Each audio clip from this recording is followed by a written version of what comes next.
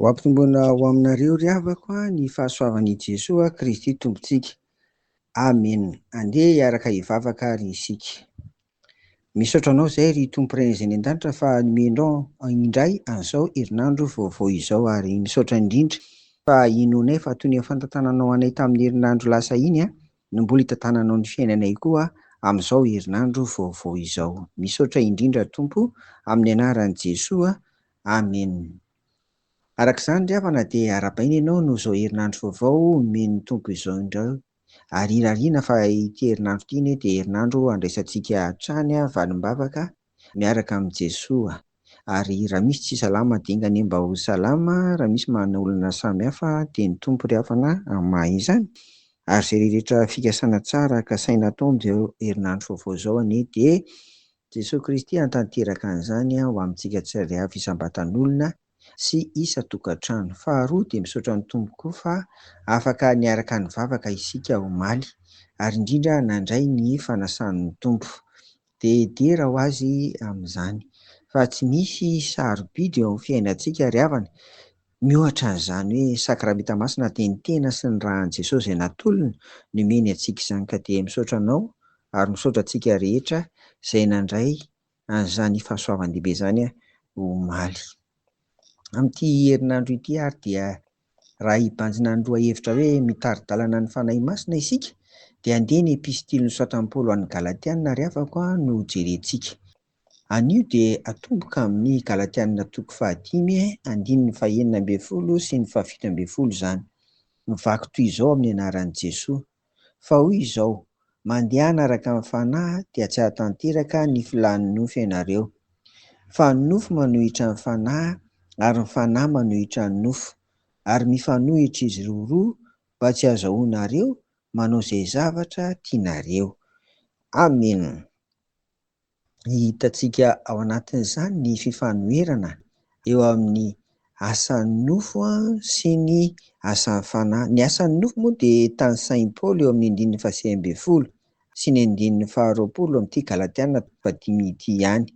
Ari ny asan'ny fanahy kosa indray dia tany sainy manomboka eo amin'ny 12 sy ny 13. Asan'ny fanahy io fa raha ny hitantsika ato dia ny vokatry ny fanahy. Ry havako, ifandroitana hery anankiroa izany ny tenantsika. Dia eo ny hery na ny asan'ny nofo, ny filan'ny nofo izay mitaona antsika hanota, hitaona antsika hampanara-po ka hatanteraka ny sitrapon'ny nofo. Dia eo ny hery anankiray, ny herin'ny fanahy masina izay mitaona antsika handeha any amin'ny fahamasinana ka hamoha an'ireo vokatra sivy, voalaza eo manomboka amin'ny 12 sy ny 17. Araka izany dia izay omentsika havahana eo amin'ny fiainantsika tsirairay avy izany, na ny asan'ny nofo, filan'ny nofo na ny asan'ny fanahy miteraka ny vokatry ny fanahy.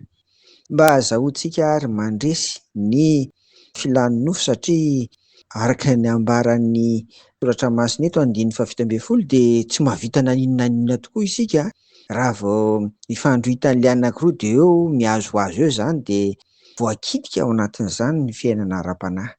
Ka mba azahoantsika mampandresy ny fanahy masina eo amin'ny fiainantsika tsirairay avy dia voalohany indrindra aloha dia samy mahafantatra ny asan'ny nofo izay miseho amin'ny tenany tsirairay avy fa tsy mitovy tsika rehetra. Misy ohatra izao voalohany ato hoe fijangajangana, ny sasany mety fampotsampy, ny sasany mety ady lahy sy ny sisa rehetra. Samy manana izany ka tsara ho fantatra aloha izany. Ary rehefa fantatrao ny asan'ny nofo amin'ny fiainanao dia mety namam-bavaka ary ambianana mafy. Mangataka an'i Jesosy Kristy mihitsy hanafy herentsika, ahazoantsika miady amin'ny tenantsika izany mba handresy ny asan'ny nofo. Fa izao kosa indray mangataka ihany koa amin'ny alalan'ny vavaka mba hiasa amin'ny fanahy masina, omena vahana izy. Reto no azahoantsika manatanteraka an'izany: voalohany, tena manam-potoana hivavahana isika ary tena miaina mambavaka isika. Izay izany ny anankiray azahoantsika manome vahana ny asan'ny fanahy.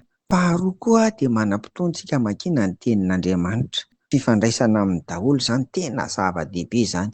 Ny mofinaina vakiantsika isan'andro ry havana. Ary fahatelo dia ny fandehanantsika miangona andrenesana ny tenin'Andriamanitra ary hifaneraserana amin'ny mpino. Izany koa izany mampandroso antsika mba ahazoana fanahy masina miasa eo amin'ny fiainantsika tsirairay avy. Koa amin'ity anio ity ary dia samy mivavaka mafy isika mba hanao ny sitrapon'Andriamanitra araka ny fitarihan'ny fanahy, araka ny asan'ny fanahy, ary endresy isan'andro isan'andro ny filan'ny nofo sy ny asan'ny nofo rehetra. Dia ho an'Andriamanitra irery ny voninahitra. Amen. Andeha hivavaka isika ry Tompo Ray izay any an-danitra aho dia atolotra ianao ary ny tenanay mba hanjakanao. Amen. Ho aminareo ny fiadanan'i Jesoa. Amen.